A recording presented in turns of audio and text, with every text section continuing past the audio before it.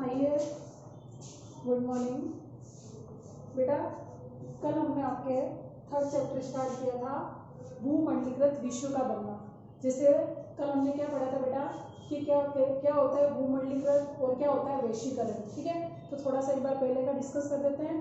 भूमंडलीकृत और वैश्वीकरण क्या होता था बेटा, जिसमें विभिन्न सारे देश क्या होते थे, एक दूसरे के संपर्क में आते थे, है ना।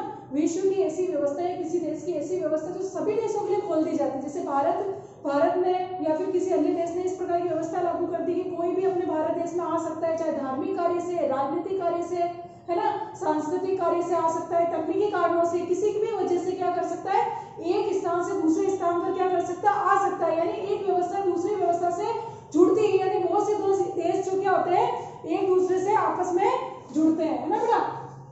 और हमने कल पढ़ा था रेशम मार्ग। ठीक है, रेशम मार्ग वो रास्ता था जिसमें क्या होता था, चाहे व्यापार की गतिविधियों के माध्यम से उस रास्ते से होकर दूसरे स्थान पर, धर्म के माध्यम से होकर उस रास्ते से होकर दूसरे स्थान पर जाते थे। आइए हम डिस्कस करते हैं आगे नेक्स्ट।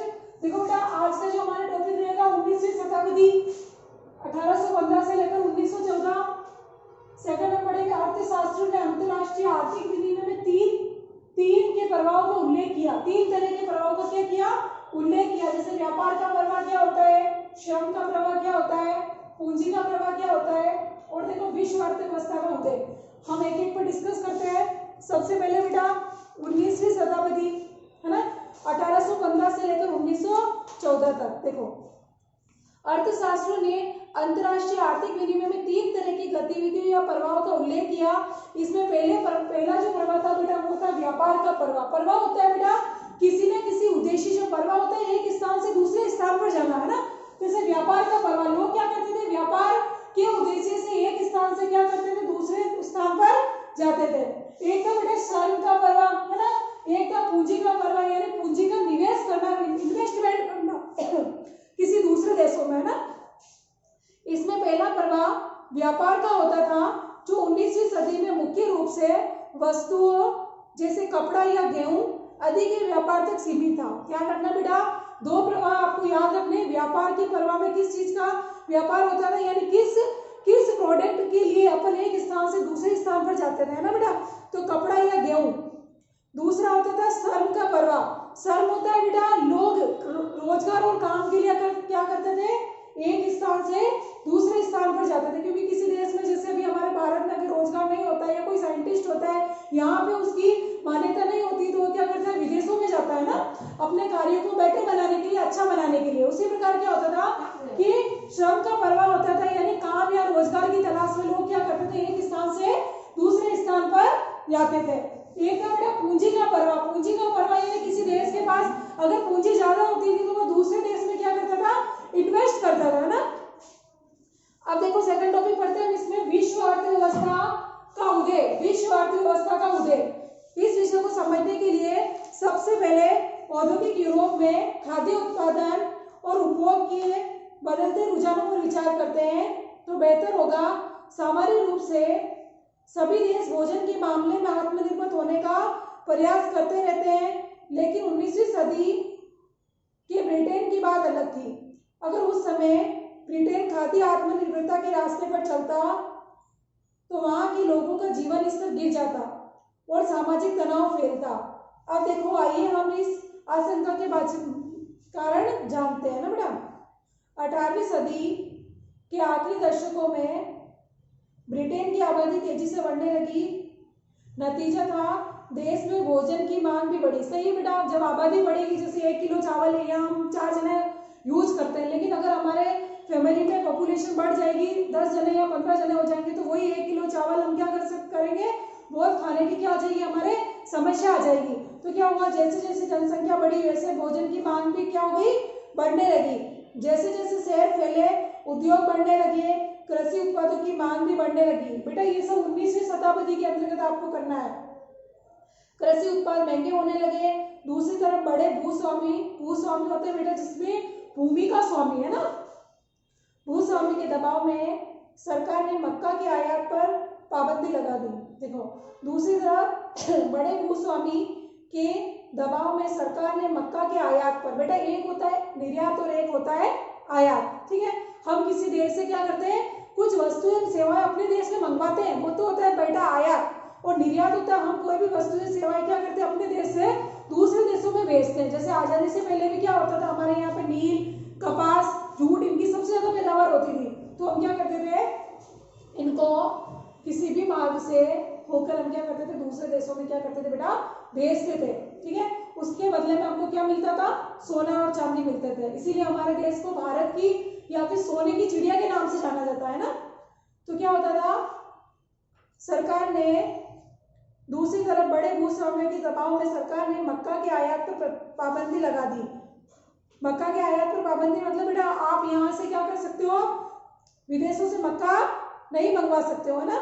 जिन कानूनों के सहारे सरकार ने ये पाबंदी लागू की उसे कौन लॉ कहा जाता है। देखो बेटा आपसे पूछा जाता है कौन लॉ क्या होता है, तो सरकार ने मक्का के आयात पर पाबंदी लगा दी, यानी सरकार ने जो मक्का के आयात पर पाबंदी लगा दी उसी कानून को हम क्या किस नाम से जानते हैं, कौन लॉ कानून के नाम से जानते हैं।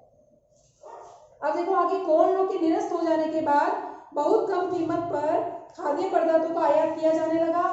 आयातित खाद्य पदार्थों की लागत ब्रिटेन में पैदा होने वाले खाद्य पदार्थों से भी कम थी। फलस्वरूप ब्रिटिश किसानों की हालत बिगड़ने लगी क्योंकि वे आयातित माल की कीमत पर मुकाबला नहीं कर सकते थे। ठीक है, अब आगे देखो नेक्स्ट, रिंडरपेस्ट या मवेशी प्लेग। बेटा प्लेग तो आप जानते ही हो, प्लेग क्या होता है, जैसे चूहे से अगर कोई बीमारी हो जाती है ना, तो उसको प्लेग के नाम से जाना जाता है। अब हम पढ़ेंगे रिंडरपेस्ट या मवेशी प्लेग क्या होता है। अफ्रीका में 1890 के दशक में रिंडरपेस्ट नामक बीमारी बहुत तेजी से फैल गई। मवेशियों में प्लेग की तरह फैलने वाली इस बीमारी से लोगों की आजीविका और स्थानीय अर्थव्यवस्था पर गहरा असर पड़ा।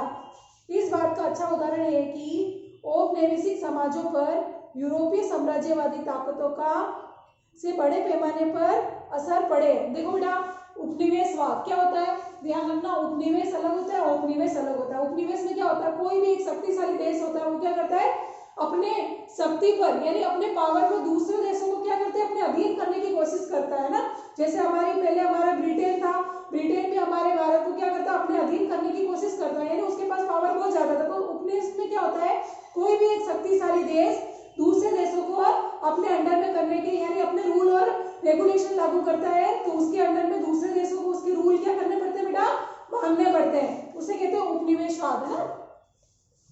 प्राचीन काल से ही अफ्रीका में जमीन की कभी कोई कमी नहीं रही, जबकि वहां की आबादी बहुत कम थी। सदियों तक अफ्रीकाओं की जिंदगी में कामकाज जमीन और पालतू पशुओं के सहारे ही चलता था। वहां पैसे या वेतन पर काम करने का चलन नहीं था। 19वीं सदी के आखिर में अफ्रीका में ऐसे उपभोक्ता सामान बहुत कम थे जिन्हें वेतन के पैसे से खरीदा जा सकता था। अब देखो रिंडरपेस्ट नामक विनाशकारी पशु रोग फैल गया था। ठीक है बेटा, अफ्रीका में रिंडरपेस्ट नामक की बीमारी सबसे पहले 1880 के दशक के आखिरी सालों में दिखाई दी। उस समय पूर्वी अफ्रीका में एस्ट्रिया पर हमला कर रहे इतालवी सैनिकों को पेट भरने के लिए एशियाई देशों से जानवर लाए जाते थे। ये बीमारी ब्रिटिश आधिपत्य वाले एशियाई देशों से आए उन्हीं जानवरों के जरिए यहाँ पहुंची थी। अफ्रीका के पूर्वी हिस्से से महाद्वीप में दाखिल होने वाली ये बीमारी जंगल की आग की तरह पश्चिमी अफ्रीका की तरफ बढ़ने लगी। 1892 में यह अफ्रीका के अंटार्कटिक तट तक जा पहुंची। 5 साल बाद ये कैफ अफ्रीका का दूर दक्षिणी हिस्सा तक पहुंच गई थी। रिंडरपेस्ट ने अपने रास्ते में आने वाले 90% मवेशियों को मौत की नींद सुला दिया। बेटा मवेशी कौन होते हैं, जो भी कोई पशु पक्षी को चराते हैं, उनको क्या किया, मौत की घाट सुला दिया, है ना बेटा। क्योंकि ये जो बीमारी थी बेटा, ये पशुओं को होने वाली बीमारी थी। ठीक है, तो पशुओं के साथ जो मवेशी तो होंगी, तो उन मवेशियों को भी क्या हुआ था, 90% मवेशी इस बीमारी से क्या हो गए थे, मारे गए थे। पशुओं के खत्म हो जाने से तो अफ्रीका की रोजी रोटी के साधन भी खत्म हो गए, क्योंकि बेटा अफ्रीका में रोजी रोटी का साधन ही ये पशु ही थे, है ना। पशुओं से दूध मिलता था, उनको मांस मिलता था अफ्रीकों को। उसके अलावा वो क्या करते थे, इन पशुओं को बेचते थे, बहुत सी इनकम कमाते थे। लेकिन ये जो रिंडरपेस्ट नामक जो प्लेग फैलने की जो इनकी बीमारियां फैल गई, उससे काफी मवेशी भी मारे गए थे, पशु भी मारे गए थे ना। पशु के खत्म होने से अफ्रीका की जो भी रोजी रोटी का साधन, क्योंकि यही उनकी इनकम थी, तो वो भी क्या हो गई थी, बंद हो गई थी। अपनी सत्ता की ओर मजबूत करने तथा अफ्रीका को श्रम बाजार में ढकेलने के लिए वहां के बागान मालिकों, खान मालिकों और औपनिवेशिक सरकार ने बचे कुचे पशु भी अपने कब्जे में ले लिए। देखो फिर में क्या हुआ, ये सब 19वीं शताब्दी के अंदर रिंडरपेस्ट बीमारी के बारे में पढ़ रहे हैं ना बेटा।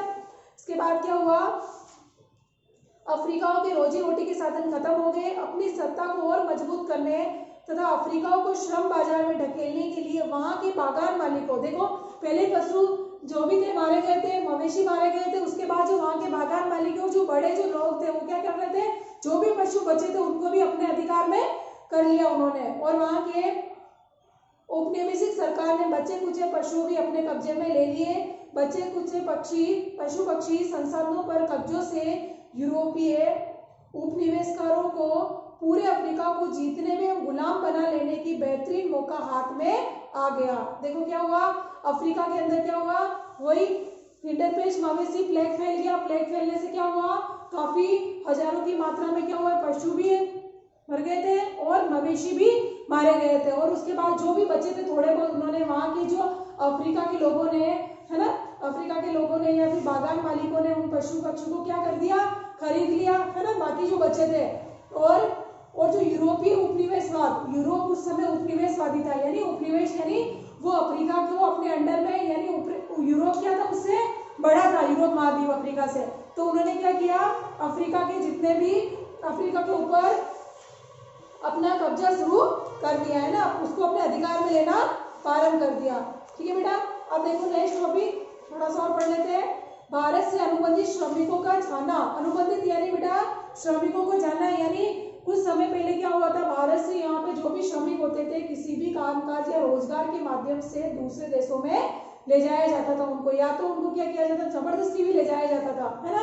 उनको एक होती थी बेटा, उनकी एक डिमांड होती थी, या फिर उनकी क्या होती थी, एक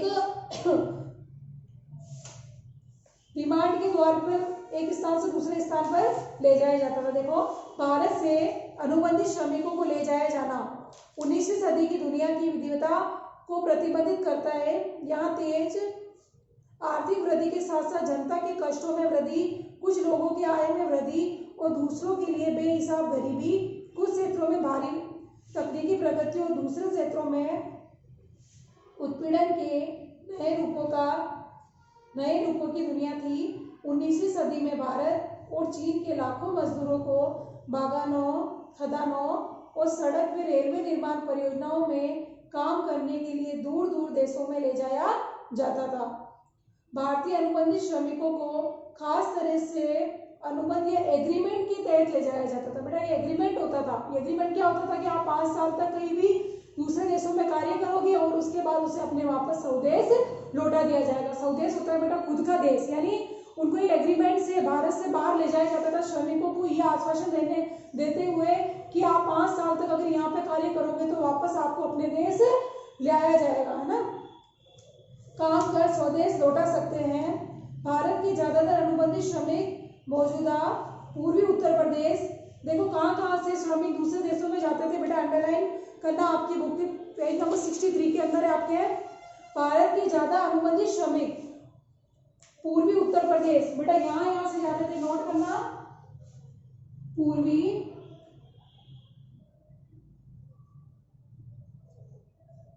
उत्तर प्रदेश,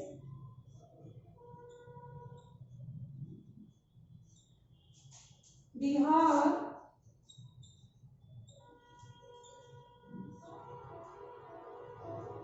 मध्य भारत,